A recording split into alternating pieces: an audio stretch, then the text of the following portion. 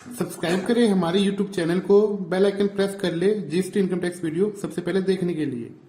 Hello everyone, welcome to our YouTube channel. आज 1 जुलाई 2021 को TDS के कुछ नए प्रोविजन लग रहे हैं। 194Q, 206AB, 206CCB। इसके रिगार्डिंग लोगों को ये दिक्कत आ रही थी कि प्रैक्टिकल एस्पेक्ट क्या रहेगा, और बहुत सारे क्वेश्चन मिनिस्ट्री के पास जा रहे थे। तो उसी के रिगार्डिंग आज एक सर्कुलर आया है जो क्वेश्चन आंसर फॉर्मेट में है, कि जो लोगों की क्वेरी थी उसको क्वेश्चन में डाला है और गवर्नमेंट ने इसका आंसर दिया है। तो इस सर्कुलर को हम समराइजली पढ़ लेते हैं, ज़्यादा डीप में नहीं जाते। तो ये कह रहा है कि 1 जुलाई से 194Q टीडीएस आ रहा है और बायर को सेलर का टीडीएस काटना है 50 लाख से ऊपर की ट्रांजैक्शन, और बायर का लास्ट ईयर में 10 करोड़ से ऊपर टर्नओवर हो। 31 मार्च 2021 को किसी का टर्नओवर 10 करोड़ से ज़्यादा है और ड्यूरिंग द ईयर 50 लाख से ऊपर की उससे परचेज हो रही है तो उसको 0.1% टीडीएस काटना है। बायर की डेफिनेशन यहीं से आ रही है। बायर की डेफिनेशन बता रहा है कि 31 मार्च को 10 करोड़ से ऊपर की सेल हो। साथ ही बता रहा है कि ये सर्कुलर क्यों इश्यू किया कि गवर्नमेंट चाहती है कि लोगों को जो प्रॉब्लम आ रही है, जो डाउट क्रिएट हो रहे हैं, उनको दूर किया जा सके। तो सबसे पहले कहता है कि थ्रेशोल्ड कहाँ से काउंट करेंगे, कि 31 मार्च को 10 करोड़ से ऊपर का टर्नओवर हो गया, 50 लाख के थ्रेशोल्ड के लिए क्या लिमिट रहेगी। 194Q mandate buyer to deduct TDS on credit of sum in the account of seller और payment of sum whichever earlier. या तो सेलर के अकाउंट को क्रेडिट कर दिया या पेमेंट कर दी, विच एवर अर्लियर, जो पहले होगा उसी टाइम टीडीएस काटना है।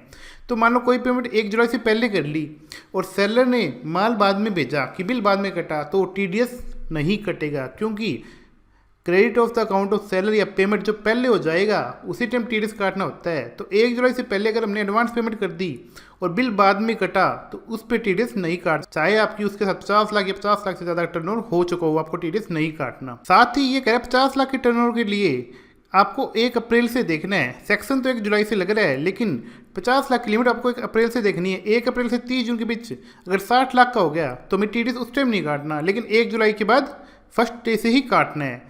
साथ में अगर आपने 1 अप्रैल से 30 जून के बीच में 80 लाख का टर्नओवर हो गया, हमने 30 जून तक कर दी 80 लाख के लिए, तो उस पर टीडीएस नहीं काटना, चाहिए बिल बाद में कटाओ। यही बात इसको दोबारा बता रहा है। परचेज रिटर्न के लिए बता रहा है कि जैसे टीसीएस के लिए प्रोविजन के टाइम परचेज रिटर्न की गाइडलाइन आई थी, उसी के रिगार्डिंग 194Q में भी गाइडलाइन है। साथ ही 4.3.2 में ये कह रहा है कि बिल पे अमाउंट के बाद सेपरेटली जीएसटी शो करा हुआ है तो टीडीएस हमें अमाउंट पे काटना है, जीएसटी पे नहीं काटना। जीएसटी कंपोनेंट भी हमें टीडीएस नहीं काटना। लेकिन समटाइम एडवांस पेमेंट में, मान लो एडवांस पेमेंट हुई तो उस केस में हमें पता नहीं है कि इसमें जीएसटी का कंपोनेंट कितना है, तो हमें पूरे एडवांस पेमेंट भी काटना पड़ेगा। अब बात रही परचेज रिटर्न के लिए। बायर ने परचेज किया और बाद में वो माल रिटर्न हो गया। अगर परचेज रिटर्न हो गया तो टीडीएस जो हमने पहले काटा है वो अगले बिल में हम एडजस्ट कर सकते हैं। अगर सेलर ने गुड्स को रिप्लेस करके नया गुड्स भेज दिया तो टीडीएस में कोई एडजस्टमेंट नहीं करनी, जो टैक्स काटा वो सही था, जमा करवा दिया और उसको सर्टिफिकेट दे दिया। Non resident 194Q, section 194Q specially mention करता है रेजिडेंट, तो नॉन रेजिडेंट पे तो 194Q लगने का मतलब ही नहीं है।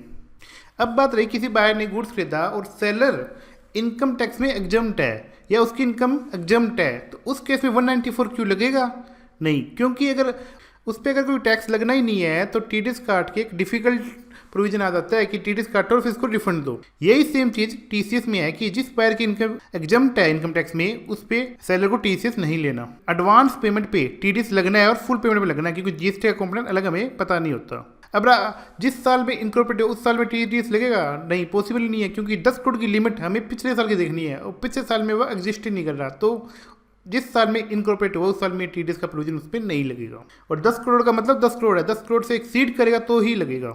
अब बात रही 2 प्रोविजन आगे की। 206C सेलर की सेल 10 करोड़ से ज़्यादा है और 194Q बायर की सेल भी 10 करोड़ से ज़्यादा है, तो कौन सा प्रोविजन लगेगा? तो इसमें हम पहले क्लेरिफाई कर चुके हैं कि 194Q लगेगा, सेक्शन में स्पेशली मेंशन है।